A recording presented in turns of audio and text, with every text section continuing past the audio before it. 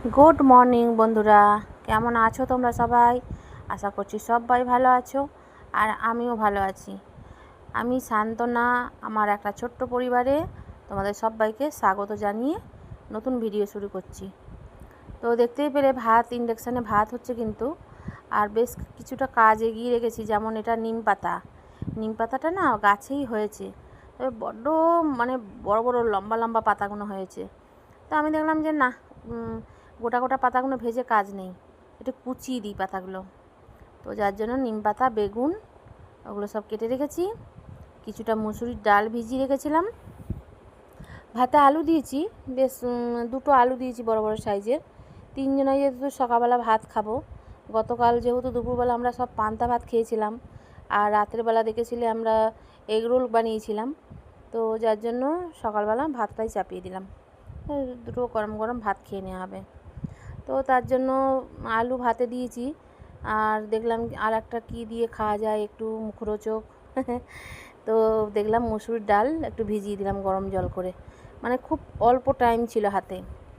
তো ভাতটা চাপিয়ে দিয়ে কিন্তু আমি মাছটা বেছে নিয়েছিলাম। দেখলে ছোট ছোট বাটা মাছ নিয়েছি, তো মাছটা বেছে রেখেছি। তারপরে ডালটা ভিজিয়ে দিলাম। তারপরে তোমার নিম পাতা, বেগুন কেটে রেখেছি। আজকে কিন্তু দেখতেই পাবে আমি কি রান্না করব। আগের দিনকার তরকারি ছিল, সেটা দেখতেই পাবে। তো চলো আগে বড়াটা ভেজে নিই, ঠিক আছে? আর এই যে লঙ্কা পেঁয়াজ ভাজাটা যেটা হচ্ছে, সেটা হচ্ছে আলু ভাতে মাখার জন্য।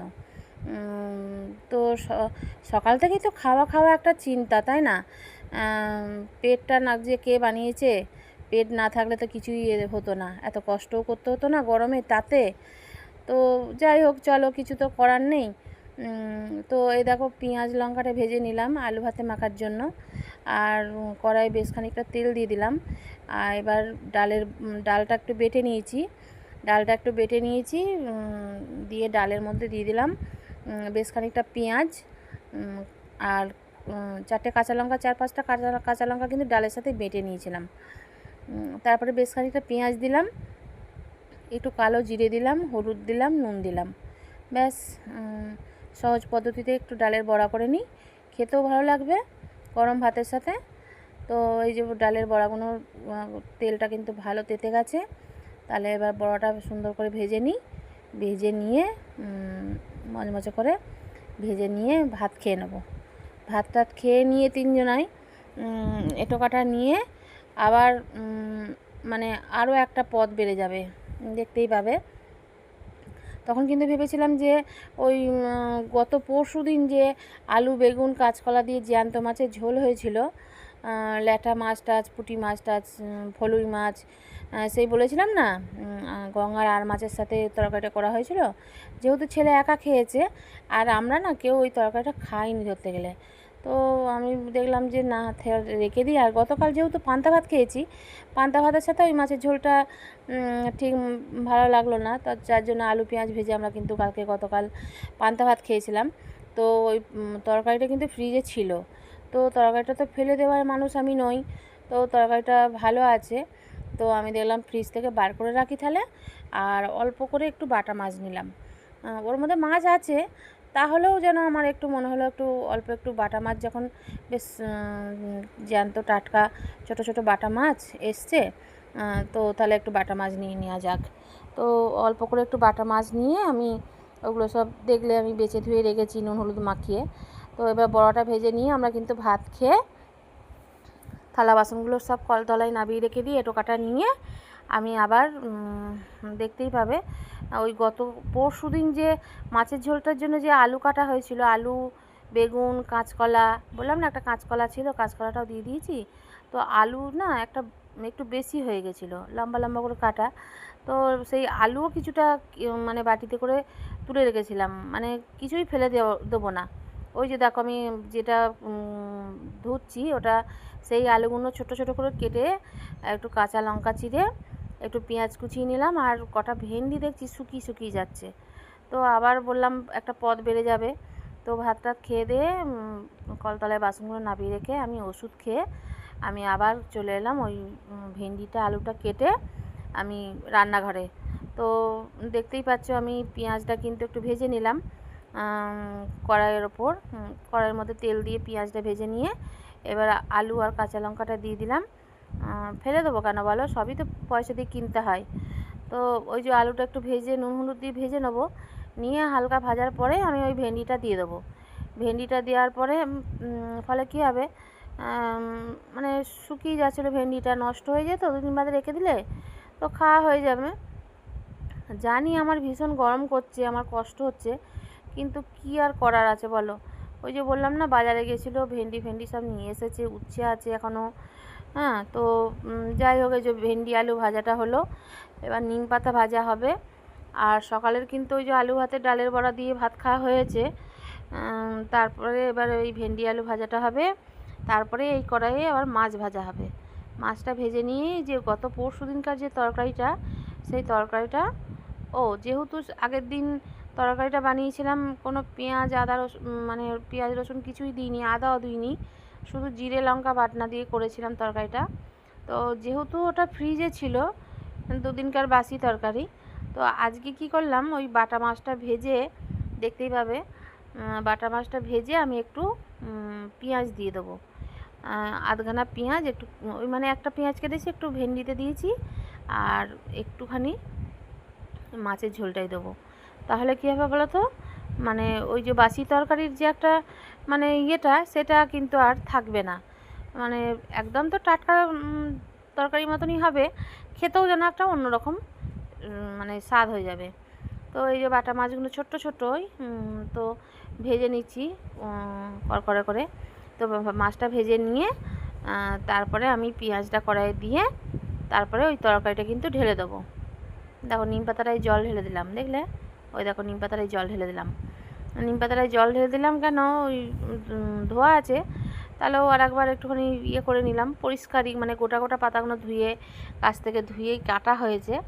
তো দেখলাম আর একটু জল দিয়ে দিই, যদিও বালি টালি থাকে পড়ে যাবে নিচে, কিছুই নেই, পরিষ্কারই, তাহলেও যেন মনটা তো একটু খুঁতখুত করে। তো যাই হোক, এই দেখো মাছটা কিন্তু দুবারে ভেজে নিলাম, ছোট ছোট মাছ দেখতেই পাচ্ছ। তো দুবারে ভেজে নিয়ে আমি কিন্তু ওই কড়াইয়ের ওপর মাছটা ভাজার তেলের ওপরেই আমি একটু পেঁয়াজটা দিয়ে দেবো। পেঁয়াজটা একটু লাল লাল করে ভেজে আমি তরকারিটা মানে সাঁতলে দেওয়ার মতন দেবো। ওই যে তরকারিটা পাশের মানে অনেকক্ষণ আগেই বার করে রেখেছি ফ্রিজ থেকে, ঠান্ডাটা খানিকটা ছেড়ে গেছে। তো দিয়ে আমি কিন্তু আর একটু জল দিয়ে একটু নুন দেবো, দিয়ে সুন্দর করে ফুটিয়ে মাছটা দিয়ে একটু সামান্য গরম মশলা দিয়ে দেবো। ওই যে বললাম, যেহেতু পরশু দিনকার তরকারি, ওটা কিন্তু মানে বাইরের মানুষও খেলে কেউ বুঝতে পারবে না যে ওটা পরশু দিনকার তরকারি। মানে ওর স্বাদটা বাড়িয়ে নেওয়ার জন্য এই মানে কার্যটা করতে হচ্ছে আমাকে। এই যে পেঁয়াজটা একটু দিতে হচ্ছে। আমি জ্যান্ত মাছে এমনিতে কোনো দিন পেঁয়াজ দিই না, ওই চারানি মাছটা ছোলে আমি পেঁয়াজ রসুন দিই, তা নাহলে কিন্তু আমি পেঁয়াজ রসুন খুব একটা দিই না। যেহেতু এই ছোট্ট ছোট্ট বাটা মাছ, তারপরে আগের দিন দেখলে ল্যাঠা মাছ, ফলুই মাছ, এগুলো তো পেঁয়াজ রসুন চলেই না, তাই না? তো যার জন্য দিইনি সেদিনকে। তো আজকে দেখলাম যেহেতু বাসি তরকারিটা ফ্রিজে 2 দিন ছিল, তো চলো তরকারিটাকে একটু সুন্দর করার জন্য ওই পেঁয়াজটা দিলাম, দিয়ে এবার ভালো করে সুন্দর করে ফুটে গেলে ওই যে একটু গরম মশলা, সামান্য একটুখানি গরম মশলা কিন্তু আমি দিয়ে দেবো। ভালো করে ফুটিয়ে নিলাম। মানে খেয়ে সত্যি বিশ্বাস করো, মানে খেতে আগের দিন অল্প একটুখানি খেয়েছিলাম, মানে সেই স্বাদটা আলাদা ছিল, আজকের স্বাদটা যেন অন্যরকম একেবারে। তো যাই হোক, এইভাবে তরকারিটা করে নিলাম, খাওয়া হয়ে গেল। নষ্ট তো হলো না বলো, কতটা মাছ আছে, আলু বেগুন কাঁচকলা, তারপরে এই রোদে এই গরমেতে গ্যাসের আগুনের পাশে দাঁড়িয়ে দাঁড়িয়ে রান্না করা, এত কষ্ট করে ফেলে দেবো কেন, যার জন্য এটা করে নিলাম। তো এই যে মাছের ঝোলটা নেমে গেল, এবার কিন্তু তাহলে কি হলো দেখতে পেলে, ভেন্ডি আলু ভাজা হলো, তোমার মাছের ঝোল হলো, আবার কড়াইটাকে ধুয়ে নিয়ে কড়াইটা আবার চাপিয়ে দিয়েছি। দেখছো কড়াইটা কেমন সাইডগুলো পুড়ে গেছে, মাজতেও কষ্ট, মানে সবই আমাদের মতন বউয়েদের যে কি কষ্ট করে মানে করতে হয়, সে একমাত্র আমরাই জানি। তো এই যে দেখো নিম পাতাটা ভালো করে চটকে চটকে ধুয়ে নিচ্ছি। ধুয়ে নিয়ে এবার কিন্তু আমি নিম পাতাটা কেমন ভাজি, নিম পাতা ভাজার পদ্ধতিটা দেখো। আমি কিন্তু অনেকের ভিডিও দেখলাম বন্ধুরা, অনেকে অনেক রকম করে নিম পাতা ভাজছে জানো। সামান্য একটা নিম পাতা ভাজা, সেটাও কিন্তু দেখলাম অনেক রকমের পদ্ধতিতে ভাজছে। আমি তোমাদের আগের দিনও বলেছিলাম না, প্রত্যেকটা মানুষের রান্নার পদ্ধতিটা আলাদা আলাদা। কারণটা এইটাই বলছি যে আমি দেখলাম নিম পাতাটা, সামান্য নিম পাতাটা ভাজা, অনেকে দেখলাম শুকনো কড়াইয়ে তেল দিল না, শুকনো কড়াইয়ে গোটা গোটা পাতাগুলো শুকনো কড়াইয়ে ভেজে নিল, দিয়ে জলটা শুকিয়ে নিল, দিয়ে মচমচে পাড়া হয়ে গেল পাতাগুলো, ওটা একটা পাত্রে ঢেলে রাখলো। ঢেলে রেখে এবার অল্প একটু তেল দিয়ে বেগুনগুলো দিয়ে, বেগুনটা যেই নুন হলুদ দিয়ে ভেজে ভাজা হয়ে গেল, তারপরে দেখলাম ওই পাতাটা না হাতে করে গুঁড়ো গুঁড়ো করে ওই নিম পাতার সঙ্গে অনেকে দেখলাম ভেজে নিচ্ছে। আবার অনেকে দেখছি আবার বেগুন ভাজাটা নাবিয়ে বেগুনের ওপর নিম পাতাটা ছিটিয়ে দিচ্ছে, ওই একই মানে ওই শুকনো নিম পাতাটা। তো আমি কিন্তু অন্যরকম ভাজি, দেখেছো? এরকম তেলের ওপরে কিন্তু শুধু নিম পাতাটা দিয়ে সুন্দর করে কাঁচা ভাবটা যেই চলে যাবে, বেশ মজমজে পাড়া হয়ে যাবে, তখন কিন্তু আমি নিম পাতাটা সরিয়ে আমি বেগুনটা দিয়ে দেবো। বেগুনটা দিয়ে এবার কিন্তু নুন হলুদ দিয়ে আমি ঢাকনা দিয়ে দেবো। বেগুনটাও সেদ্ধ হয়ে যাবে, ভাজাও হয়ে যাবে। তো আমি কিন্তু এইভাবেই করি নিম পাতা ভাজা। আমি জানি, আমি মানে ভিডিও দেখি তো বুঝতে পারি যে রান্নার প্রত্যেকটা মানুষের রান্নার পদ্ধতিটা আলাদা। তাহলে চলো বন্ধুরা, আজকে আর কী বলবো, এই নিম পাতা ভাজা দেখিয়ে একদম কিন্তু একটু ঢাকা দিয়ে দেবো। ওই যে ঢাকনাটা দিয়ে খানিকক্ষণ বাদে আবার ঢাকাটা নাবিয়ে একদম মানে নিম পাতাটা সুন্দরভাবে ভাজা হয়ে গেছে। তাহলে আর কি, এই গরমেতে আর তো ভিডিও কন্টিনিউ করছি না, তো দেখে নিলাম আমি খুন্তি দিয়ে চেপে যে বেগুনটা ইয়ে হয়ে গেছে কিনা।